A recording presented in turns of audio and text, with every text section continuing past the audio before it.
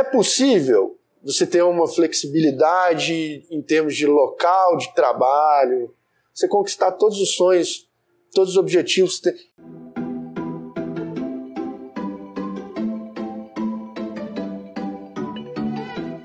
De toda a sua experiência no mercado até hoje, qual foi o seu melhor dia?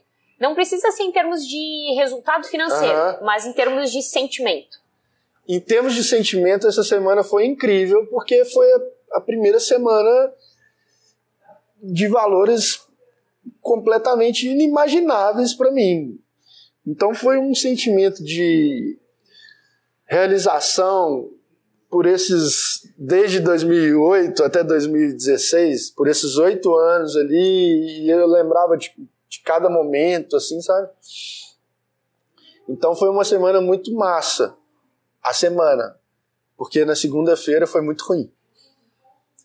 Porque, como eu tomei muito risco, inconscientemente, a soberba tomou conta de mim, saca? A euforia? Não. Se fosse só a euforia, estava, de certa forma... controlado.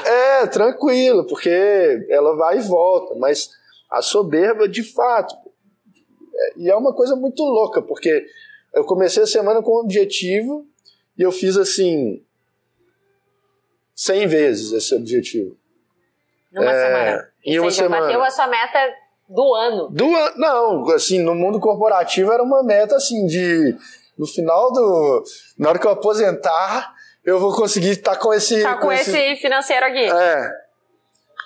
Mas e aí veio a segunda-feira? Não, eu acho que o pior não foi a segunda. Eu acho que o pior, o que me ferrou na segunda-feira foi o fim de semana.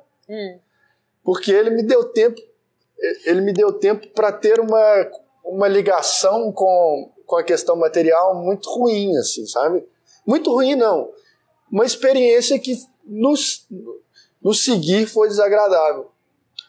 Porque quando eu casei com minha esposa, a gente não tinha condição de viajar, de fazer lua de mel e tal. O sonho dela era ir para Paris.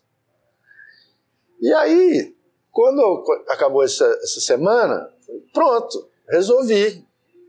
Cheguei, Carol, nós vamos para Paris. Vamos agora. Vamos agora. Estamos indo. Foi tipo isso. E aí eu tive a brilhante ideia, a arrogante ideia de que o quê? Segunda-feira, com a mão que eu tô operando, com 4 pontos eu vou para Brasília. Eu vou para Brasília. Tô com Brasília na cabeça que nós estamos indo para lá semana que vem. Eu vou para Paris. E aí entrei com o mercado com essa soberba de, assim, eu sei que eu vou chegar aqui e vou arrancar um dinheiro para ir. E foi uma ferrada que eu tomei que eu devolvi, assim, uns 40% do que eu tinha feito na semana. Em um trade. Em um trade. Porque eu entrei, aí o mercado já me deu um tapa na cara e eu travei. Porque eu não estava preparado emocionalmente para olhar para aquele operacional negativo. E travei. A sorte que eu tinha tirado a grana de manhã. Porque eu fui zerado pela corretora no final do dia. Ou seja, poderia ter sido muito pior. Poderia ter ido embora tudo. Foi uma experiência dolorosa, mas foi uma experiência boa. Mas ela não foi o suficiente. Porque depois eu tive boletas maiores que eu fiz e as minhas maiores perdas vieram dos meus melhores dias. Foram os dias seguintes dos meus melhores dias. Os dias seguintes das suas maiores, dos seus grandes ganhos foram as maiores perdas. Foram as maiores perdas. Olha só. Em 2017, se não me engano, eu fiz o levantamento. 4 dias tiraram 35%. 4 dias tiraram 35% do que eu poderia ter feito. No ano. Então é surreal quando você faz essa análise. Que é uma outra coisa que as pessoas não entendem muito bem quando chegam no mundo do trading. Que é a questão da profissionalização mesmo. Eu tenho todos os números de todas as minhas operações, de todas as minhas estratégias. Eu consigo fazer uma gestão sobre o meu negócio. Desde o início, você sempre planilhou tudo? Desde o início. Não era da forma como a gente faz agora, mas desde o início eu gravo minha tela, enfim. apesar de não ser zero metódico, zero organizado, assim, de processos e tal, pro trading eu tinha. E nos momentos que eu me tornei relapso pela arrogância de achar que eu era maior do mercado, eu parei de fazer isso e vinha os capotes. Era o mercado te dizendo, ei, dá uma seguradinha aí, ó, te coloca no teu lugar, eu sou soberano, seja mais humilde. E ele faz isso sempre, sempre. Eu tomei uma do mercado em agosto do ano passado, que eu tô me recuperando ainda. Conta pra gente, como é que foi isso aí? Agosto do ano passado. Agosto do ano passado, a gente tava com uma posição grande em dólar, assim, muito grande mesmo, na mesa nossa. Então não era só day trade, né? Vamos voltar um pouquinho então antes? Vamos contar o seguinte, como é que é essa história da mesa? Antes de contar esse episódio, que vamos contar um pouquinho mais da sua história. Você falou pra gente que, ok, saiu do mundo corporativo, né? Você trader, 6, 7 meses, começou a ter uns resultados, aí teve essa semana aí incrível. Qual foi a sua trajetória depois disso? Aí teve essa semana incrível, e aí as pessoas começaram a demandar para eu contar um pouco da minha história e tal. E eu vi um nicho de mercado ali, porque naquela época a gente tinha já alguns cursos sobre day trade, sobre tape reading e tal, mas cursos teóricos. Eu vi um nicho de entregar o after ali, tipo uma pós-graduação, uma continuação desse curso teórico na prática, que é onde eu acredito que há, de fato, a aquisição da experiência. E aí a gente montou a WM Educacional para eu poder compartilhar na prática o que eu achava sobre o mercado. Então era mais ou menos assim, eu ligava o YouTube e operava. Falando ali. Simples assim. Nunca chamei a operação. Nunca tive o interesse de falar, compra aqui, vende aqui. Era uma leitura do mercado e isso aí, a hashtag fica a dica.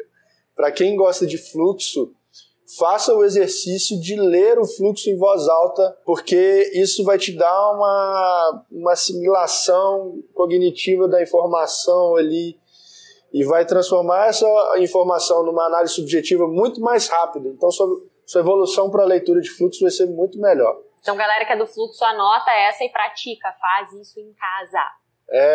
É muito legal que eu falei isso uma vez com um aluno meu, fazendo um parênteses aqui, e aí ele foi para casa dele, a esposa dele também opera, só que a esposa não fez nas coisas. E aí ele pegou, contou para ela e ficou filmando. Ela um dia pegou ela narrando o mercado em voz alta, assim, meio tímido ainda, mas foi muito bonitinho. Mas aí então eu abri a WM Educacional e o curso eu abri, na verdade não tinha curso, era um curso prático, então eu abria a tela e ficava falando o que eu estava vendo no mercado, narrando o mercado, tá tomando, tá batendo aqui e tal, não sei o quê. Esse foi o primeiro curso. E a demanda era tão alta, a gente cobrava um ticket alto relativamente. E tinha demanda. E muita. Tipo assim, hoje o que a gente tem hoje, o WM Experience, que é vamos dizer assim, a versão da versão muito mais melhorada, com uma pedagogia, com uma metodologia e tal. Por trás, tipo mais. assim, 1/4 do valor. E a galera lá ia para ficar com a gente. E o pessoal do Brasil inteiro, Dito Mato Grosso, Brasília, primeira turma, foi massa. E em paralelo, a gente recebeu uma demanda, principalmente da empresa que eu trabalhava antes, dos caras aportarem capital comigo. A gente montou uma espécie de um family office, em que a gente tinha capital e a gente operava esse capital na mesa. Então eu tinha a WM Educacional e a WM Investments, 2 braços. E aí a gente começou com a mesa, que de certa forma dava a oportunidade do meu aluno ter uma visão de futuro como profissão, que esse foi sempre um propósito meu. Depois que eu entendi A minha posição dentro do mercado financeiro foi: vou levantar a bandeira da profissão trader. Profissão trader. Profissão. E essa é uma coisa que a gente briga até hoje, assim. Porque várias pessoas batem na questão de trading, principalmente, assim, várias pessoas batem, entre aspas, as pessoas têm preconceito. Eu tenho alguns amigos de mercado, mas que não tem nada a ver com trading e tal, porque eles não entendem que trading, day trade, não é investimento. Então, eu não sou um investidor. Eu sou um profissional de mercado. Então, eu estou investindo em day trade. Não, cara, você não está investindo em day trade. Se você está investindo em day trade, você vai perder dinheiro. Então, a gente briga muito para isso. Assim, e é complicado, porque você tem muito educacional que faz um desserviço a isso, né? Que vende uma facilidade, um status que não existe. É possível você ter uma flexibilidade em termos de local, de trabalho, você conquistar todos os sonhos, todos os objetivos. É muito possível, porque só depende de você. Mas não é assim, não é, pelo contrário, a gente brinca, ser trader na real é chato. Porque é uma aplicação de uma rotina que todo dia você vai executar a mesma coisa. E tem que ser assim, né? As mesmas. Só assim que você consegue medir e fazer a gestão. Então, é todo dia olhando a mesma estratégia, no mesmo horário, os mesmos players. Mas então, não é essa ilusão. E se você fizer isso muito bem feito, ao longo do tempo, a tendência é que sim. Você opere de qualquer lugar, do celular. Mas lá, é com tempo, é lá na frente, é com muita experiência. Essa curva de experiência pode ser inclinada por causa do outliers. Depende de você. Quanto mais rápido você quer que essa curva chegue. E depende da Quando sua... você está disposto a se dedicar. Depende da sua dedicação aqui. Então, é muito isso, assim, o nosso discurso. E que não é vendável, né? Então, mas a gente está ok com isso. Muito ok, inclusive, porque ética e valores é um compromisso que a gente tem com todo mundo, assim. Então, a gente tem essas duas vertentes.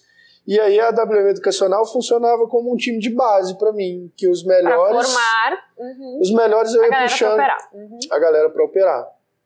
E aí foi bem legal, a gente, 2017 porramos, 2018 estouramos, aí tinha... entrevista minha para jornal, a gente começou a ter acesso. Eu lembro quando eu comecei...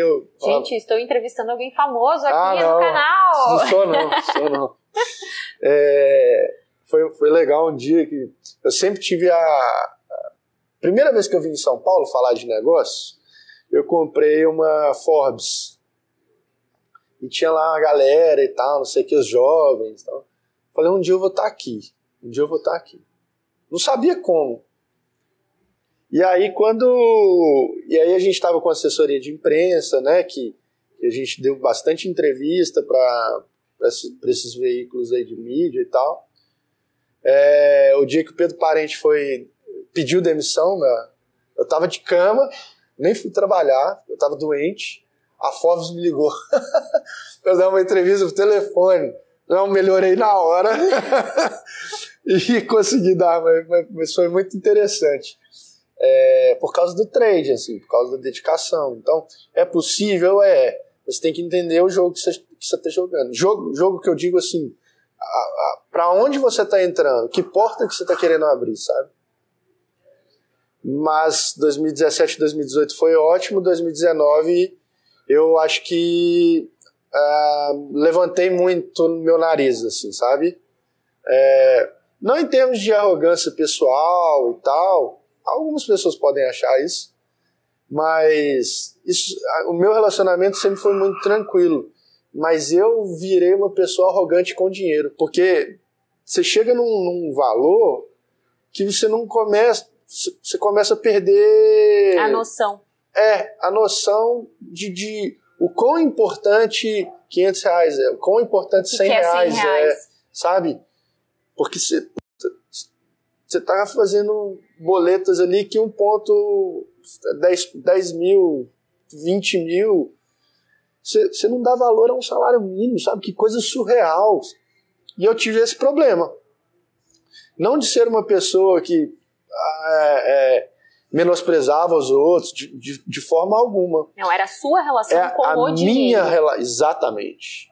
E isso foi ruim porque eu fui ficando míope, achando que eu era o Forbes, não sei o quê, Folha de São Paulo, eu sou o cara. Como diz o trader que eu comentei, é só botar para ver para onde o tempo tá indo e clicar. E aí eu fui construindo um portfólio muito com o meu feeling mesmo. A gente tem um guidance interessante, então muda um pouco a questão de trading. A gente está falando de um portfólio, em que você olha, faz uma análise macro. Já era um outro estágio, digamos assim, do profissionalismo. É um outro estágio também de responsabilidade. Então a gente tinha as nossas operações bem macro fundamentadas e entregando um resultado interessante. E aí eu montei uma posição grande em dólar, ali perto do 3,87 e tal. E meio que menosprezei a importância do gerenciamento de risco nas mínimas coisas. Assim. A gente tinha um gerenciamento bastante interessante, eu não tinha um gerenciamento de cash flow, por exemplo, de inflow e outflow mesmo do recurso. Então esse erro de gestão nosso, associado à guerra comercial, que estourou de um dia para o outro, e o dólar já bateu nos 4 sem bater na porta, e já começou a porrar, parou no 4,20. A mesma coisa que te trava numa operação de day trade ali que você tá vendo, eu travei num portfólio e congelei mesmo. E aí eu tomei uma porrada grande do mercado. Isso foi em agosto do ano passado. Agosto foi o reconhecimento da porrada, mas na verdade foi uma construção irresponsável de um ego inflado desde ali de 2019, do início de 2019, isso. E como se foi se deparar com isso, assim, nessa, entre aspas, altura do campeonato, assim, depois de tanto tempo no mercado, depois de ganhar dinheiro já com o mercado, como que foi se deparar com essa situação e ter que admitir, tipo, eu errei? Chamei todo mundo para conversar. Esse dia, para quem estava do meu lado, fala, cara, esse dia